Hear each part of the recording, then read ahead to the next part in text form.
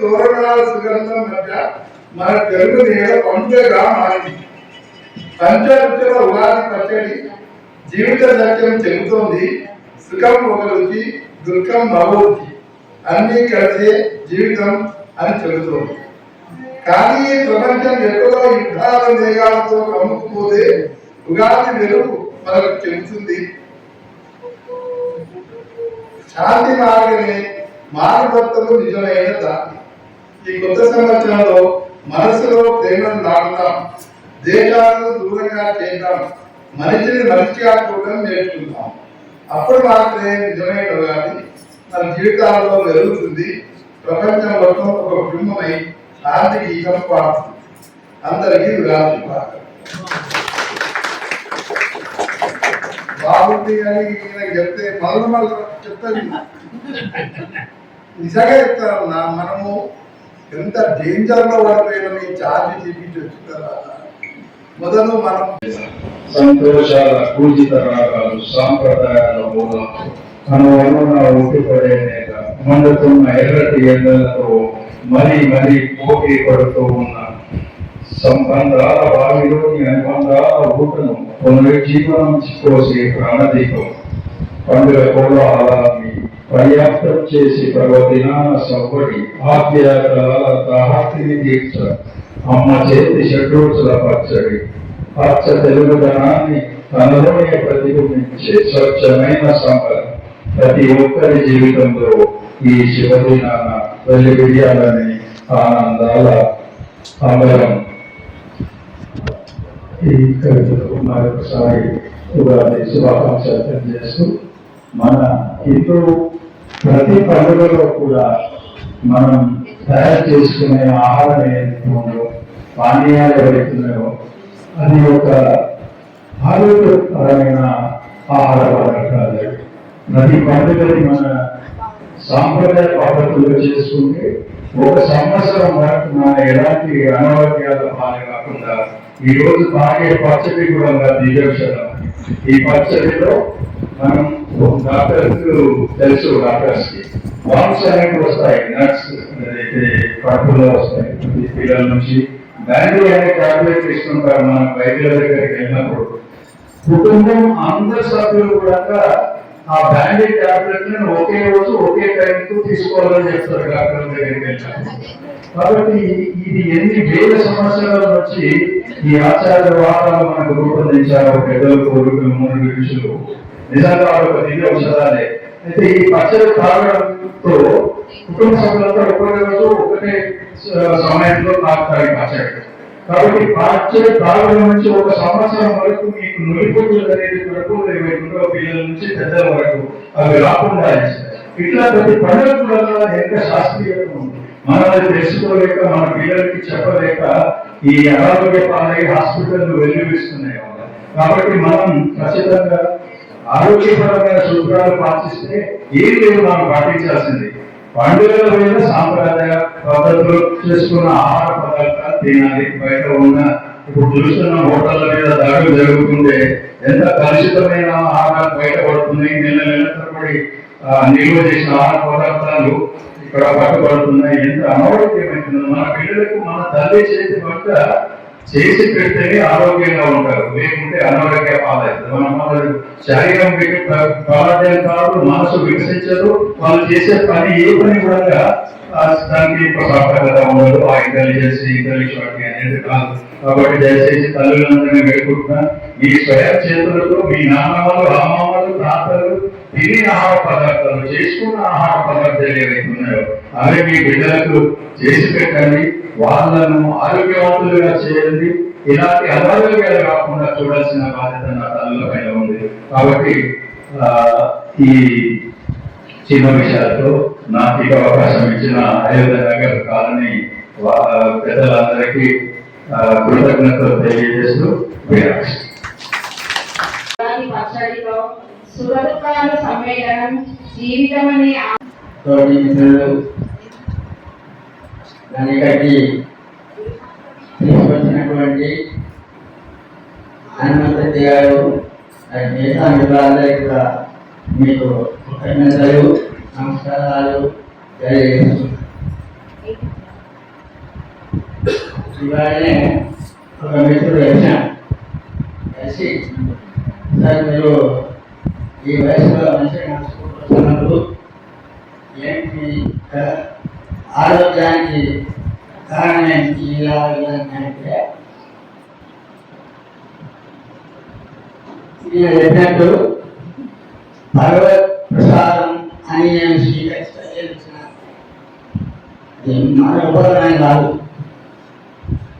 దైవం యొక్క అనుగ్రహం వల్ల వచ్చింది అని అనుకుంటే మనకు మనశ్శాంతి ఉంటుంది.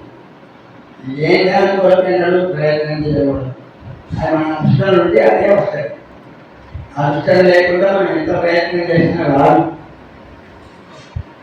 ఇప్పుడు నేను నాలో ఉపకరణ లేదు.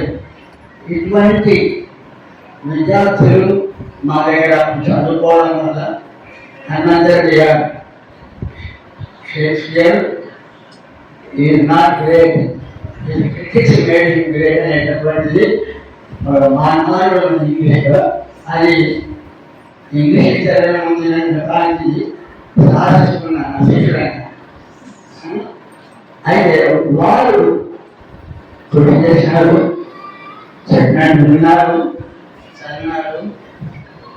నేను 33 సంవత్సరాలు గవర్నమెంట్ జాబ్ చేసిన, 30 years గవర్నమెంట్ జాబ్ చేసి డిగ్రీ కాలేజీలో నేను ఎంఎస్సీ కాలేజీలో ఇంటర్మీడియట్ లేదు, ఇంటర్మీడియట్ బోర్డు లేదు కాబట్టి డైరెక్ట్గా ఒక అపాయింట్ పెట్టాలి. డిగ్రీ కాలేజీ ఇచ్చారు. I taught PhD and degree students. అప్పుడు హనుమంతుడు గారు డిగ్రీ కాలేజీలో బీఎస్సీ నా స్టూడెంట్. నేను చెప్పిన బాట్ని ఆయన తర్వాత ఇంగ్లీష్ లెక్చర్, ఆయన ఎంఏ ఇంగ్లీష్ చేసి ఇంగ్లీష్ లెక్చర్ అది, ఇంగ్లీష్ ప్రొఫెసర్ అయ్యి ఇంగ్లీష్ రిటైర్ అయినా. అయితే ఈయన కాదు, ఈయన తమ్ముడు నా స్టూడెంట్స్. తమ్ముడు నాకు తెలియజేసిండే ఆయన ఎట్లా ఈ కుటుంబ సభ్యులు ఆయన సోదరులు వీడు మా స్టూడెంట్ ఉండేవాడిని. ఇక మా వాడికి ఎంబీబీఎస్ చదివించాలి అనుకున్నా కానీ నేను ఎక్కడిగా అనుకునే కావు. భగవద్గీత వేరుతో అది ఆయన 180 ఎంట్రన్స్ ఎగ్జామినేషన్ అయిపోయి అప్పుడు బిఏఎంఎస్ మాత్రం ఎంట్రన్స్ రాయించారు. నాకు 5 మీద క్వశ్చన్, నాకు ఏ ఇష్టమో అదే దొరికింది. మనకి సీట్ మనందరికి చదివించినాం. ఇక్కడికి వచ్చిన నేను ఈ సైట్ అంతా తిరిగి ఈ ప్లేస్లో, ఇది చాలా పూర్ తీసుకున్నటువంటి ప్లేస్, నువ్వు స్టార్ట్ చేయమని కెరీర్ స్టార్ట్ చేసి అట్లా ఈ విధంగా గడుస్తూ వచ్చింది. నేను రిటైర్ అయ్యి కూడా 29 సంవత్సరాలు 29 సంవత్సరాలు నా వ్యాసంగం ఏం లేదు. ఉదయం లేవడం, నేను మొదటి నుంచి కూడా వృద్ధి చేయను. నా ఆరోగ్యానికి కారణం పార్టీ చేయడం సార్, వృద్ధి చేయనప్పుడు ఉదయం సంఘాలను చేసుకోవడం, నా కార్యక్రమాలు ఏమో చేసుకోవడం, అట్లా మొత్తం గడిచింది. గడిచిన తర్వాత నాకు ఇప్పటికి కూడా బీపీ షుగర్ లేదు. కారణం ఏంటంటే నేను ప్రతిదీ మనసులో తీసుకోను. ప్రతిదీ నేను నాకు మీద భగవంతుడి మీద వచ్చేస్తాను. అది కారణం. ఎవరో నేను ఉద్దేశించగలిగే మాట పడ్డాను. భగవద్గీతలో చెప్పినది సరే, ఆత్మబంధు ఆత్మ విప్రాత్మ. నీకు నువ్వే మిత్రుడివి, నీకు నువ్వే శత్రుడు. నీవు నీ ఆలోచనలే నిన్ను ఉన్నత స్థాయికి తీసుకొస్తాయి. నీవు చేసే పనులే నిన్ను నువ్వే రక్షించుకోవాలి, నిన్ను నువ్వు రక్షించుకోవాలి. భగవంతుడు చెప్పిన మాట అక్షరాల సత్యం. అది పాటిస్తే మనకు రోగాలు వస్తాయి. వచ్చిన వాటి దగ్గర వెళ్ళిపోతాం. చాలా మంది ఏమైపోయింది కొంచెం జ్వరం కానీ ఇమీడియట్లీ చేయాలనుకుంటున్నా. అది ఏం వస్తుంది, ఒక వైరస్ వస్తుంది, ఏవో బ్యాక్టీరియా వస్తుంది. దానికి కూడా లైఫ్ టైం ఉన్నది, ఒక జీవితం అనేటువంటి ఉంటుంది దానికి కూడా. అది అంతకాలం ఉంటుంది. It will die. It will die. అటువంటిప్పుడు మనము ఆలోచన చేయకుండా అలోపతి డాక్టర్లు తెలియదు. అలోపతి మందులన్నీ కూడా కెమికల్స్ విషతుల్యమైనటువంటి దాన్ని ఇచ్చి మన ఆరోగ్యానికి కలపడతాడు. అందుకని don't come to doctor immediately when you get any disease. You allow the nature to cure it. ప్రకృతిని మనము దించాలంటే అయితే మీరు antibiotics fight against the organism ఆటోమేటిక్గా అట్లా మనం పాటిస్తే అయితే. అందుకని ఇప్పుడు రిటైర్ అయి ఉంటున్నాను, ఏం చేస్తారు సార్, నేను ఇంటికి వస్తాను, దాని వ్యవసాయానికి అది వ్యవసాయం చేసుకోవడం అదే చేస్తుంది. ఊళ్ళో చేస్తున్నదే కౌలకి ఇస్తారు.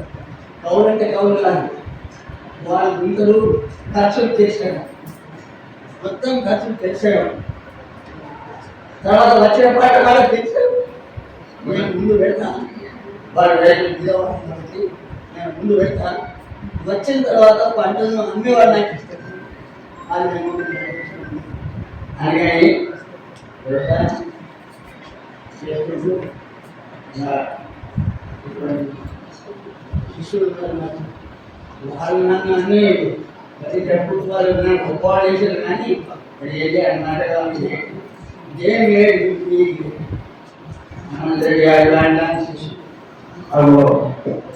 నేను తీసుకుంటున్నా చదివించిన ఈవిడ చేయాల్సింది ఆయన చేస్తున్నాను చేయాలని చెప్పింది ఉన్నారు నా కొడుకులు. ఆ వేయడానికి కారణం కూడా తండ్రి యొక్క ఆవిష్కరణ ఉన్నారు. నాకు ముగ్గురు కొడుకులు కూడా చెప్తారు. అందుకని చాలా జీవితాన్ని ఇచ్చి మీరు నన్ను అనిపించాలో తెలియదు. మరి